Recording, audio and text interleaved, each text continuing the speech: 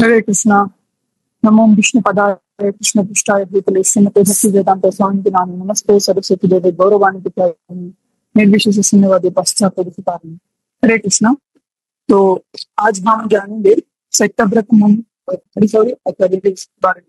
तो हम तो बहुत सारे भक्त हरिगौरी आचार्य को नहीं जानते, लेकिन सत्यव्रत मुनि से जानते हैं एज ए वो दामोदर अष्टकम पे परिणत। लेकिन आज हम थोड़ा सा उनके स्टोरी के बारे में जानेंगे और हरिशरी आचार्य के बारे में जानेंगे, क्योंकि हरिशरी आचार्य भी इस दामोदर मास में कुछ रिलेटेड है ना, इसलिए कि और उन्हें उनका जो भक्ति है ये दामोदर मास के साथ रिलेटेड है, तो इसलिए हम उनके बारे में नहीं जानेंगे। तो फर्स्ट हम जानते हैं कि सत्यव्रत मुनि कौन है। ठीक है, तो हम ये जानते हैं कि हमारे जो ये मन्वंतर है इस 14 मन्वंतर है ना। तो 14 मन्वंतर में एक मन्वंतर है सप्तम मन्वंतर। इस मन्वंतर के जो मुनि है उनका नाम है सत्यव्रत मुनि। और हम जो अभी जिस मन्वंतर में है उस मन्वंतर के जो मुनि है वो सत्यव्रत मुनि है। हाँ, तो हम देखते हैं कि भगवद गीता में भगवान श्री कृष्ण चतुर्थ अध्याय के प्रथम श्लोक में वो बोलते हैं इमं विवश्यते युगम आत्मवान हम अवयम विवशान देख मनुरीक्षा कुबे ब्रह्म। तो वहां पर कृष्ण बोलते हैं कि वो जब जो ज्ञान है वो ज्ञान वो पहले किसको दिया था, इमं विवश्यते युगम। मतलब वो इमं विवश्यते युगम मतलब विवशान कौन है, वो सूर्य देवता। तो सूर्य देवता ये है, मतलब एक नाम है विवश जो मुनि। तो नहीं, जो सूर्य देव का जो पुत्र है उनका नाम है वैवश। तो पहले भगवान सूर्य भगवान को गीता सुनाए थे, उनके जो ज्ञान है वो ज्ञान सुनाए थे, और फिर वो ज्ञान उन्होंने उनके पुत्र सूर्य देव के पुत्र वैवश्य जो मुनि है उनको सुनाए थे। तो हम आज उनके बारे में जानेंगे। तो हम अभी जिस मन्वंतर में है उस मन्वंतर का नाम है वैवश्य मन्वंतर, और इस मन्वंतर के जो मुनि है उनका नाम है वैवस्वत मुनि। तो वैवस्व मुनि का 3 नाम है, टोटल 3 नाम है। एक नाम है कि वैवस्व मुनि, दूसरा नाम है कि साधदेव, और तीसरा नाम है सत्यव्रत महाराज। तो असल में वो उस टाइम के महाराज थे, मतलब वो राजा महाराज थे, तो उनका नाम महाराज भी थे। और फिर वो राज्य भी पालन करते थे, और साथों साथ उन्होंने अपने जीवन को एक ऋषि की तरह अपने जीवन को पालन किया। और उस टाइम में जो भी व्यक्ति राजा भी थे और ऋषि के जैसे अपने जीवन को लीड करते थे, तो उनको ऐसा कहा जाता है कि राजर्षि। तो सत्यव्रत मुनि एक तरह के राजर्षि के जैसे ही थे। तो एक टाइम भी ऐसा भी आया कि हम देखते हैं कि 2 स्टोरी है। तो पहले हम तो कभी लोगों के अंदर भक्त के अंदर ये कंफ्यूजन आ सकता है कि ये मन्वंतर और ये युग क्या। तो असल में ये जो मन्वंतर है ये टोटल 14 मन्वंतर है, और एक मन्वंतर होने में करीब 71 चतुर्युग के 71 चतुर्युग इक्वल 1 मन्वंतर, और 14 मन्वंतर इक्वल ब्रह्मा के 12 आवर्स। ओके, तो ब्रह्मा के एक दिन के बराबर है 14 मन्वंतर, और 14 मन्वंतर में 14 मुनि आता है। हाँ, तो टोटल इसी तरह आता है। तो ये अब जब गीता पढ़े तो वहां पर श्रील प्रभुपाद ने बहुत सुंदर करके वहां पर एक्सप्लेन किया है। और फिर हम आगे बढ़ते हैं कि सत्यव्रत मुनि के बारे में। और फिर जो सत्यव्रत मुनि हम जब देखते हैं कि मत्स्य पुराण में वहां पर आते हैं कि जब सत्यव्रत मुनि वो राजा थे, तो वो स्नान करने के लिए एक दिन वो जाते हैं उनके जो जहाँ पर तालाब में, जहाँ पर वो क्या करते हैं मतलब स्नान करते हैं।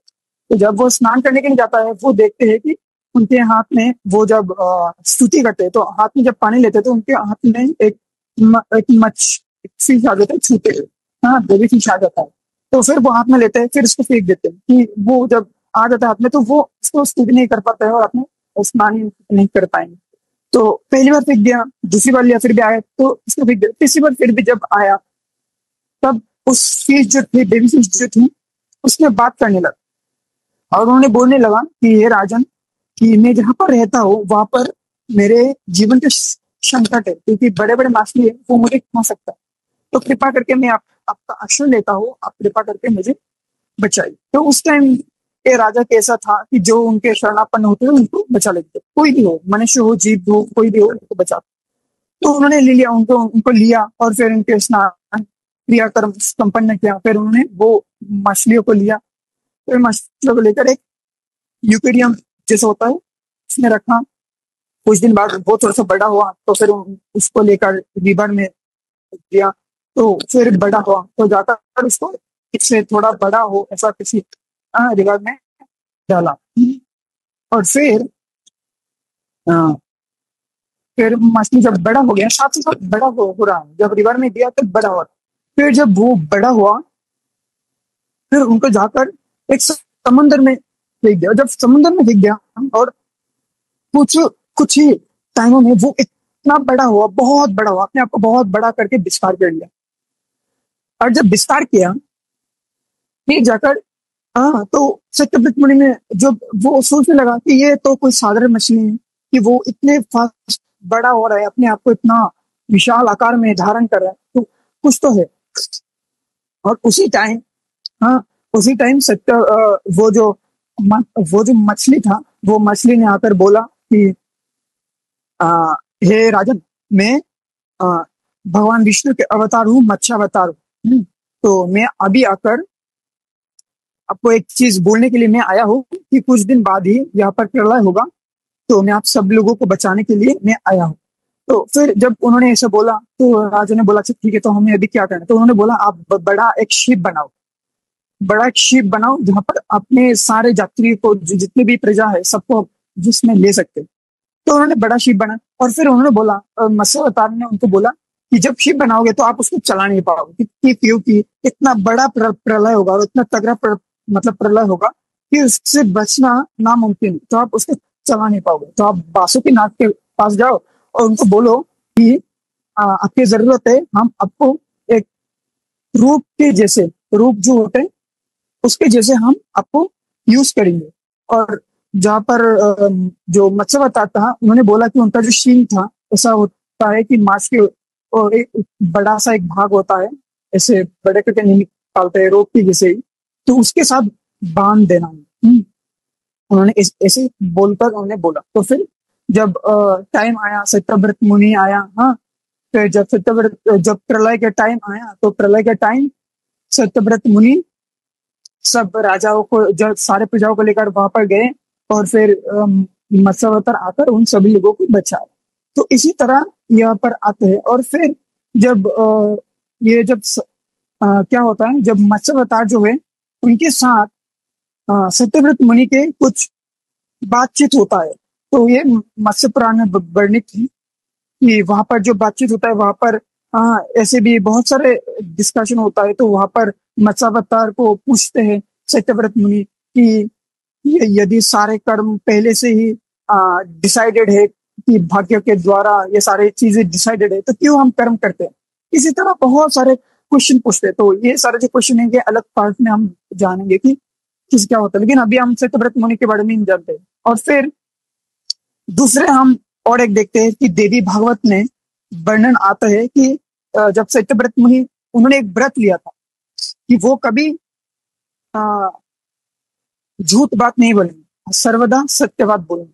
इसलिए उनका नाम है सत्यव्रत, कि उन्होंने सर्वदा सत्य बात बोलने के लिए उन्होंने व्रत लिए थे, इसलिए उनका नाम है सत्यव्रत।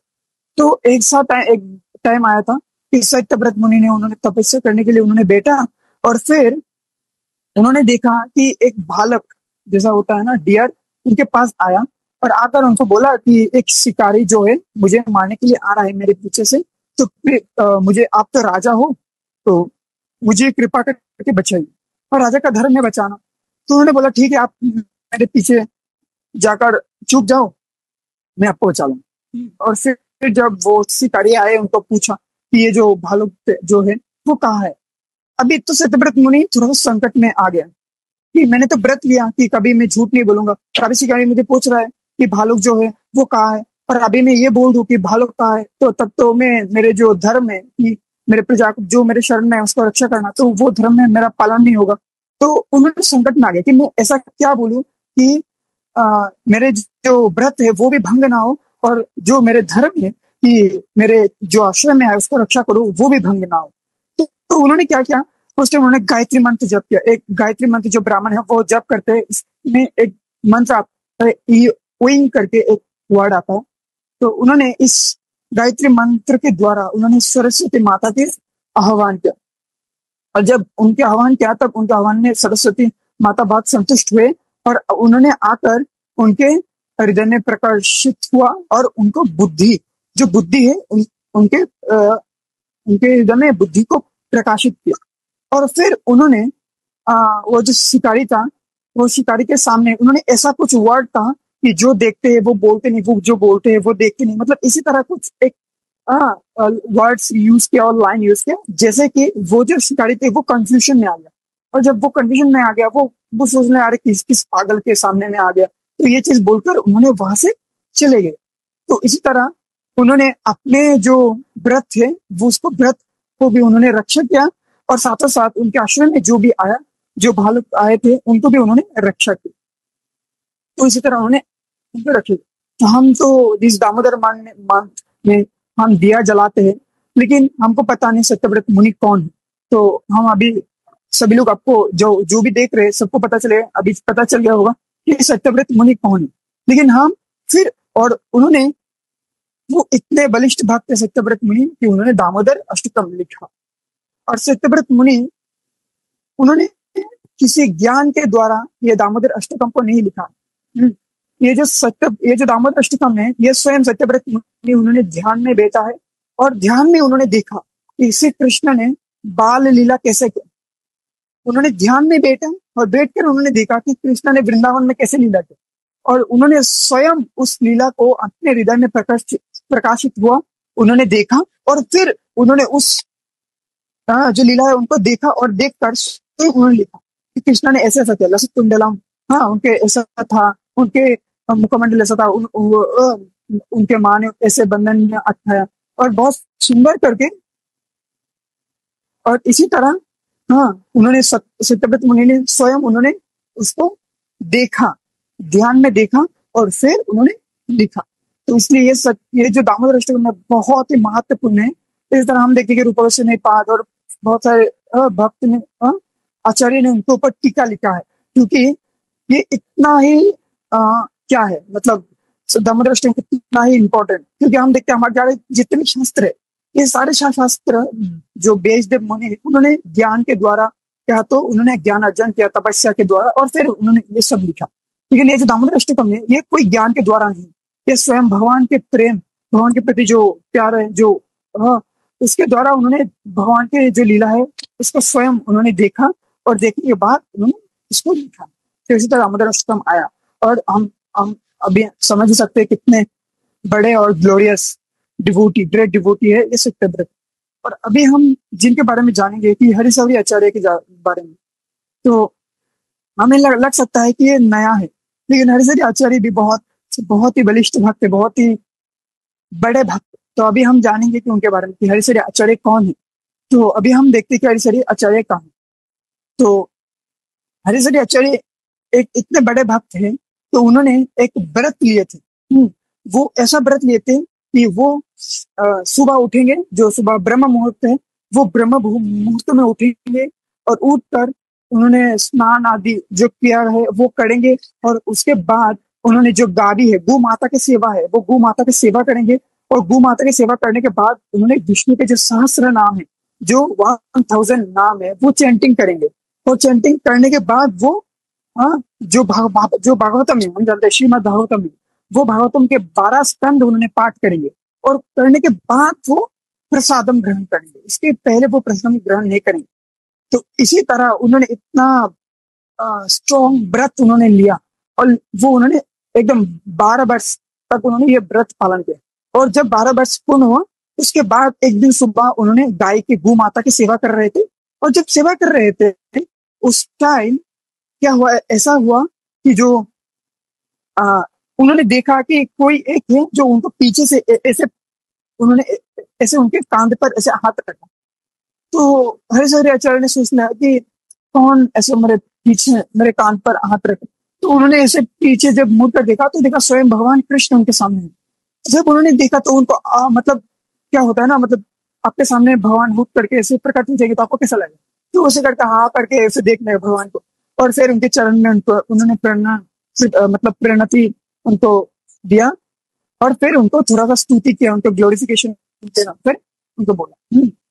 और फिर जब और उसके बाद कृष्ण ने आकर हरेश्वरी आचार्य को बोला कि आ, मैंने आपको आपके पास आया, तो मैं आपको एक कुछ चीज बोलना चाहता हूँ, जो चीज सिर्फ नहीं जानता हूँ, और मैं चाहता हूँ कि वो चीज मैं आपके द्वारा सारे विश्व में मैं फैला सकूं।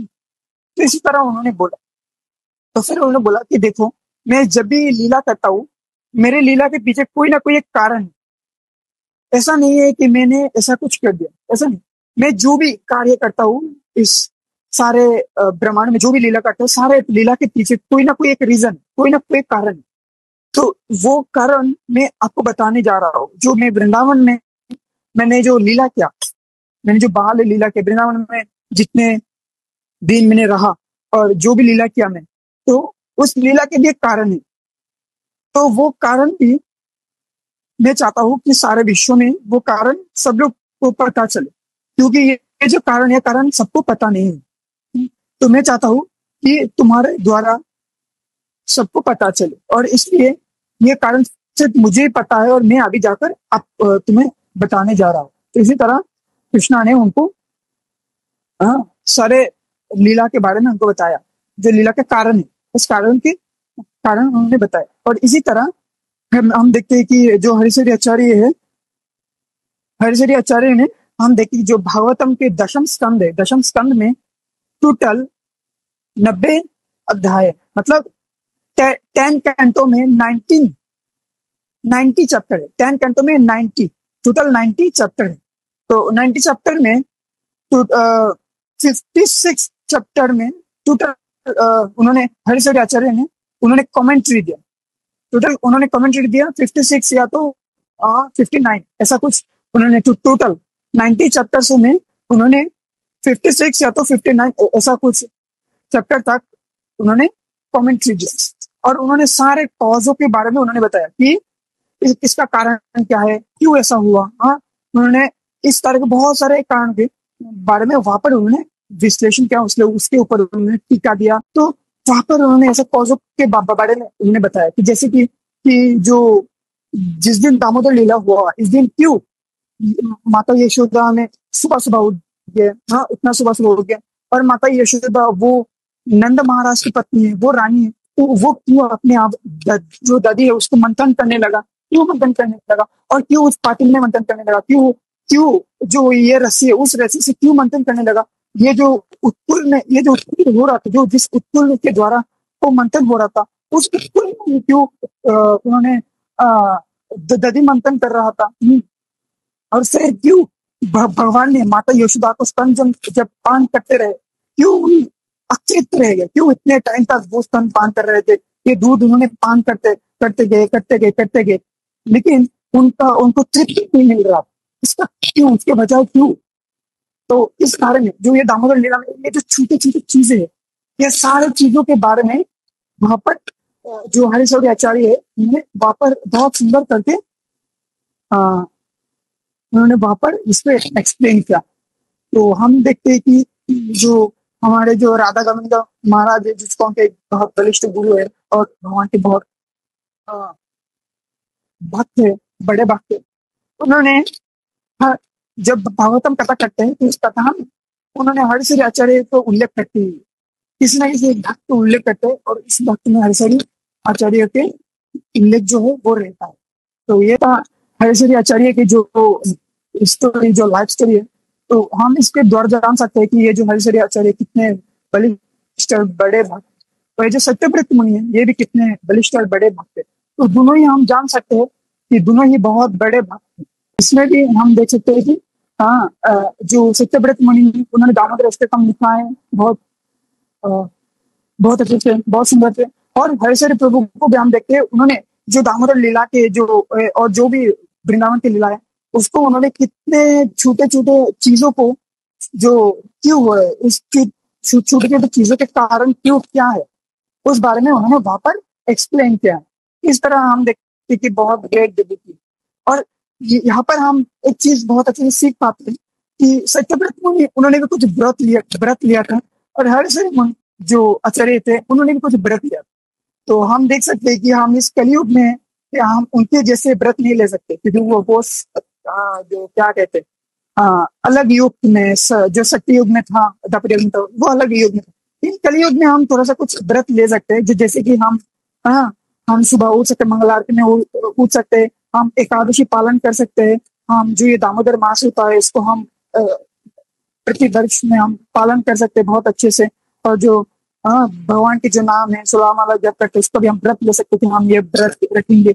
जो हम टू रेगुलेटरी प्रिंसिपल जो है, हमारे जो 4 विधि नियम है, इसको हम पालन करने के व्रत ले सकते हैं।